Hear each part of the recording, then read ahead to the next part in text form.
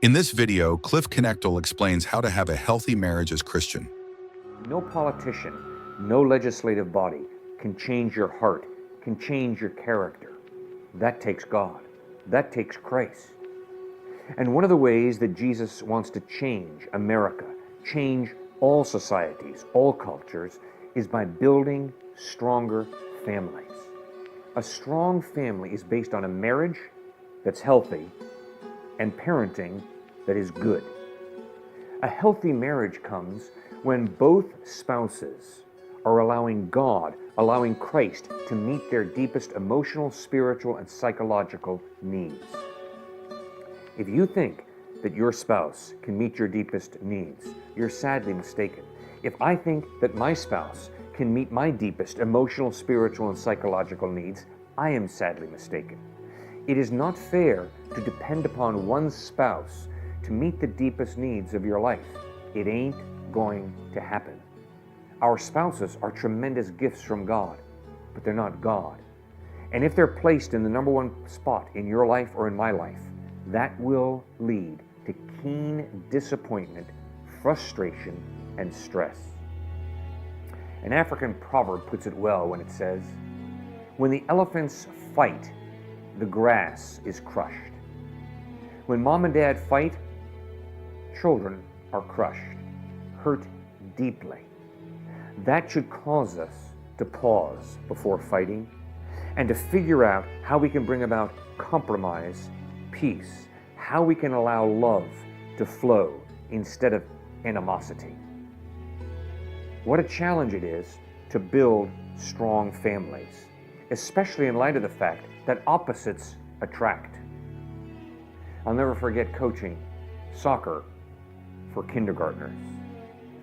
My son was on the team, and he was one of the aggressive children who ran after the ball, tried as hard as he could to kick it into the goal.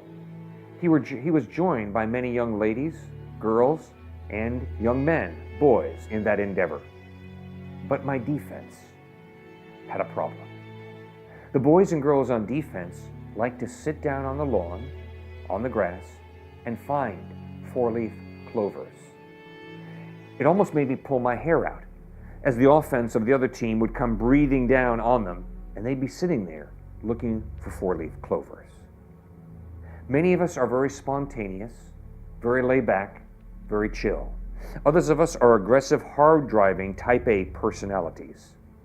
When you put those two together, wow, that can lead to some real misunderstanding and stress and pressure and disagreement.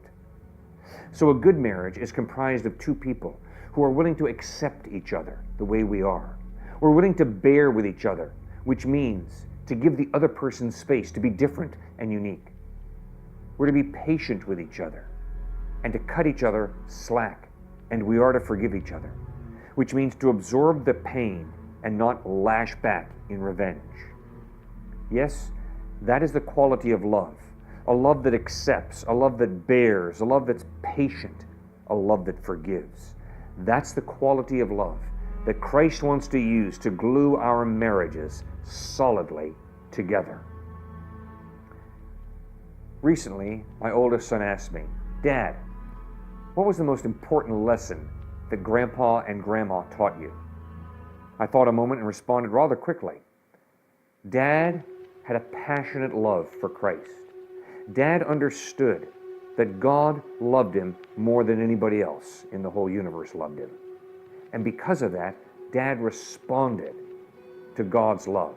Grandpa responded to God's love with a passionate love. And he modeled that for his 6 children, and he taught us to love Jesus more than anyone. And that's exactly what Jesus said is the purpose of life. To love God with your heart, soul, mind, and strength, and to love your neighbor as yourself. And Mom, your grandma, Robert, well, she taught us an accurate definition of success. She played 5 sports in college. She was quite the athlete. She served as a nurse at Columbia Presbyterian Hospital in New York City. She had an amazing intellect and incredibly athletic body. But she was wise enough and committed enough to Christ to understand the true definition of success, which is not to be number one athletically, and it's not to have the highest GPA in school. Instead, success is faithfulness. Faithfulness is taking all that God has given you and using it to serve God by serving others. Faithfulness is the peace that comes from knowing you did the best you could in that situation. Success is not measured by where you stand in the pecking order. Success is not measured by, do you have the corner office with the best view? Success is measured not by the size of your house or the cost of your car. Instead, success is living to glorify God in everything, living to serve people to the best of your ability, understanding that the real purpose of life is to love God and to love others, to move out of self-absorption into giving your life away in serving others. And that is exactly what Jesus Christ did. He gave his life away in serving others, and ultimately he sacrificed his life for you and for me as he bled and died on a cross to forgive us for our wrongdoing, to forgive us for our sin, to reconcile us to God and to give us life eternal. Have you accepted that gift? Have you asked Christ to forgive you? Have you put your faith and trust in him and received the gift of eternal life that Jesus promises to all who trust in him? Have you committed your life to living for him? And when it comes to family, to building a strong family by his grace. God bless you as you make that most important decision to trust in Jesus Christ.